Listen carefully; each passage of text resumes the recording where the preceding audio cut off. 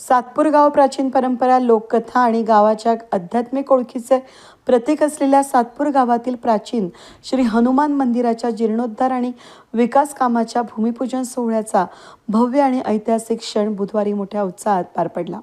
गावाच्या मध्यभागी उभे असलेले हे पौराणिक हनुमान मंदिर सातपूरच्या सांस्कृतिक, धार्मिक आणि सामाजिक वारशाचं द्योतक आहे. भावी पिढ्यांना या मंदिराचं ऐतिहासिक महत्त्व समजावं या उद्देशानं संपूर्ण सातपूर ग्रामस्थांनी मंदिराच्या जीर्णोद्धाराचा संकल्प केला असून त्याची सुरुवात बुधवारी एका पवित्र विधीनं करण्यात आली. बुधवारी सकाळी सुरू झालेल्या विधींमध्ये ब्रह्मवृंदांच्या मंगलमय मंत्रोच्चारात पूजा, हवन आणि भूमिपूजनाची सर्व धार्मिक भक्तिभावात पार पडली. ही ऐतिहासिक या सोहळ्याला श्रीराम शक्तीपीठ संस्थानचे श्री श्री 1008 स्वामी सोमेश्वरानंद महाराज प्रमुख पाहुणे म्हणून उपस्थित होते. महाराजांच्या हस्ते श्रीफळ वाढून आणि कुदळ मारून श्री महाबली हनुमान मंदिराच्या विकास कामाची औपचारिक सुरुवात करण्यात आली. याबरोबरच आमदार सीमा हिरे, भाजप नेते महेश हिरे, माजी नगरसेवक दिनकर पाटील, माजी नगरसेविका इंदुबाई नागरे, कामगार नेते डॉक्टर DL कराड, काँग्रेस पक्षाच्या अध्यक्षा माया काळे, बाळासाहेब गीते, उद्योजक दिलीप गिरासे, प्रमुख मान्यवरांसह धार्मिक, राजकीय, सामाजिक, शैक्षणिक या विविध क्षेत्रांमधील असंख्य मान्यवर सातपूर ग्रामस्थांच्या वतीनं कुदळ मारून भूमिपूजन सोहळ्याला मोठ्या उत्साहात या पार पडला. यावेळी आयोजित कार्यक्रमामध्ये उपस्थित प्रमुख पाहुण्यांचा, मान्यवरांचा सातपूर ग्रामस्थांच्या वतीनं शाल पुष्पगुच्छ देऊन सत्कार करण्यात आला. या सोहळ्याप्रसंगी त्यांनी सातपूरकर ग्रामस्थांच्या कार्याचं कौतुक व्यक्त करत या मंदिर बांधकामाच्या शुभ कार्यासाठी सर्वांनी सढळ हस्ते मदत करावी असं आवाहन आमदार सीमा हिरे, त्याचबरोबर माजी सभागृह नेते दिनकर पाटील यांनी केलं. श्री श्री 1008 स्वामी सोमेश्वरानंद महाराज यांनी या शुभ कार्याला शुभ आशीर्वाद व्यक्त केले. हनुमान मंदिराच्या भूमिपूजनाच्या निमित्ताने 1008 श्री संत महामंडलेश्वर स्वामीजी, त्याचबरोबर सर्वच उपस्थित असलेले सातपूर भागातील सन्माननीय सर्व माझे बंधू आणि भगिनी, बऱ्याच दिवसापासून हे मंदिर इथे सातपूरमध्ये आहे आणि सातपूरमध्ये प्रत्येक गावात आपण बघतो की जसं एक ग्रामदैवत असतं, त्याच पद्धतीने सातपूरमध्ये सुद्धा हनुमानाचं मंदिर हे सर्व समस्त सातपूरकरांचं ग्रामदैवत म्हटलं तरी हरकत नाही. अशा या बऱ्याच प्राचीन अशा मंदिराचा जीर्णोद्धार करण्याचं सर्वांनी ठरवलेलं आहे आणि त्यामुळे बऱ्याच दिवसापासून इथे पूर्णपणे त्याचं नियोजन असेल, त्याचबरोबर सगळं त्याचं प्लॅनिंग असेल, हे सगळे जण मिळून करतात.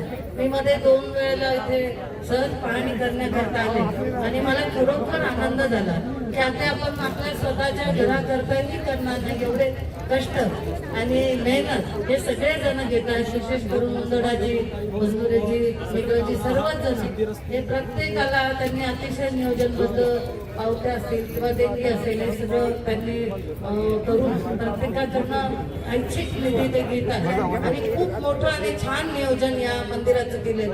पुढे 100 वर्ष याचं काही काम निघणार नाही अशा पद्धतीने त्यांनी या हनुमान मूर्ती आणि या मंदिराचा जीर्णोद्धार करण्याचं ठरवलेलं आहे. त्याबरोबर इथे व्यासपीठावर आर्किटेक्ट सुद्धा स्वतः आलेले आहेत.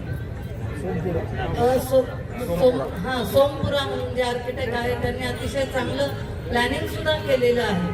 त्यामुळे आपण बघतो की आता सध्या आपल्या सातपूरमध्येच नाही, संपूर्ण देशात धार्मिक स्थानं जे आहेत ते स्वतः आदरणीय मोदीजी हे स्वतः करतायत. अयोध्येचं मंदिर असेल, उज्जैनचं मंदिर असेल, काशीचं असेल, हा सगळ्या मंदिरांचं जीर्णोद्धार आणि कॉरिडॉर बांधण्याचं काम आदरणीय पंतप्रधान नरेंद्रजी मोदी यांनी केलेलं आहे आणि त्या धर्तीवर आता आपण या ग्रामदैवताचा जीर्णोद्धार करत आहोत. खूप आनंदाची आणि चांगली गोष्ट आहे. प्रत्येकाने आपल्याला जे जे शक्य होईल त्या त्या पद्धतीने आपण या मंदिरासाठी हातभार जरूर लावावा.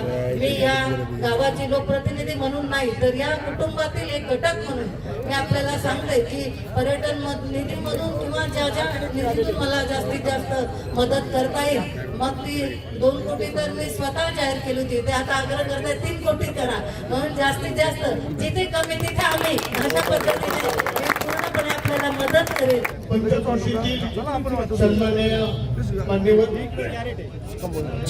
आणि शांत बसा ना भूमिपूजन होत असताना खरं तर ग्रामस्थ इथे ग्रामसेवक मंडळ होतं.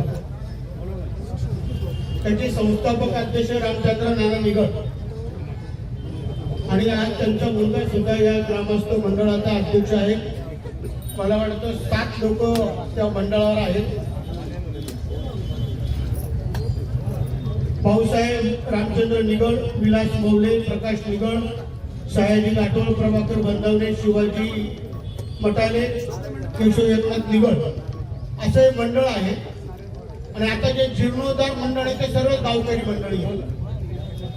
आणि सर्व गावकरी मंडळींनी या गावात ठरवलं का जो सक्षम व्यक्ती त्या गावाचा आहे त्यांनी 1 लाख रुपये द्यायचे, कोणी 51,000 असे 1,68,00,000 रुपये तुमचे जमले आता.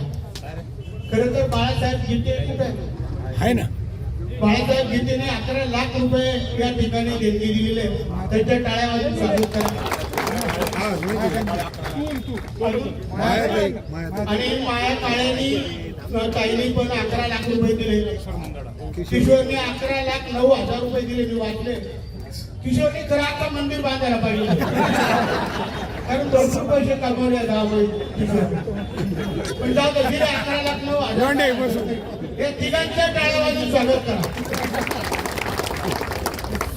खरं तर एक सार्वजनिक काम आहे. आणि मी या गावा एवढी इतकी कुठेच नाही बघितली की एवढ्या मोठ्या प्रमाणामध्ये आज या ठिकाणी एवढ्या मोठ्या प्रमाणात मंदिर सुरू होण्या अगोदर एवढी अमाऊंट जमलेली आहे.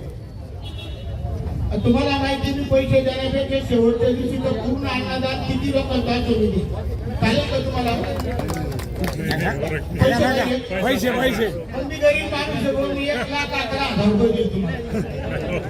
11 लाख पण 11 पैसे दिले मला निवडून दिले असं दाखवा मंदिर बांधून दिलं असतं. मी माझ्या घरचे दिले असते. काहीच हरकत नाही, हरकत नाही, चालेल. माझे 1,11,000 रुपये तुम्हाला फिक्स आहे. आणि ते माझ्या कष्टाचे राहतील घरचे त्यामुळं तरी ते 1,11,000 देऊन अन्नदान पण करले. वाजवा. सर्व शेवटच्या दिवशी जे इथं प्राणप्रतिष्ठा राहील ना, मग शेवटच्या दिवशी 1 लाख लोक आले तरी मी अन्नदान करेन. आणि हे 1,11,000 फिक्स घेऊन टाकतात. आणि आज अतिशय चांगला कार्यक्रम करा.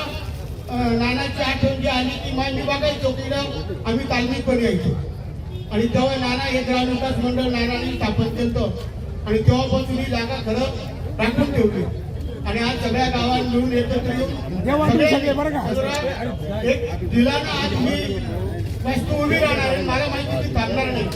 100% तिला यश येणार आणि ती पूर्ण होणार. मला वाटतं 1 वर्षामध्ये तुम्ही ती पूर्ण पण करा. आणि अतिशय सगळ्यांना बोलवलं, सगळ्यांना सामावून घेतलं, त्याबद्दल सगळ्यांना धन्यवाद. असंच आपलं कार्य पुढे चालू ठेवा.